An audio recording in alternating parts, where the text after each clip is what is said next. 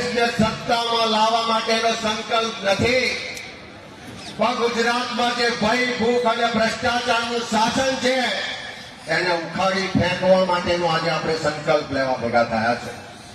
ગુજરાતના યુવાનો જે મોંઘું શિક્ષણ લીધા પછી કાયમી રોજગાર ઝંખે છે, નોકરી માંગે છે, એમનું ફિક્સ પગારના આઉટસોર્સિંગના નામે જે શોષણ થઈ રહ્યું છે, એ ગુજરાતના યુવાનોને કહેવા માંગુ છું કે આજે આખો કોંગ્રેસ પક્ષ તમારા માટે સંકલ્પ લે છે કે આવનારા દિવસોમાં તમારી જે લડાઈ છે, સમાન કામ સમાન વેતનનો અધિકાર, તમારી જે લડાઈ છે, જે માંગણી છે કે ફિક્સ પગાર કોન્ટ્રાક્ટ ને આઉટસોર્સિંગ પ્રથા નાબૂદ થાય, એ નાબૂદ કરવાનો કોંગ્રેસ પક્ષ આજે સંકલ્પ લે છે.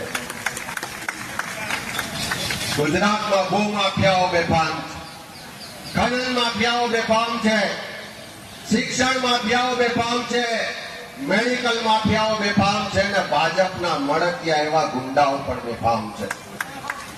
આજે ગુજરાતની બહેન દીકરીઓ સલામત નથી.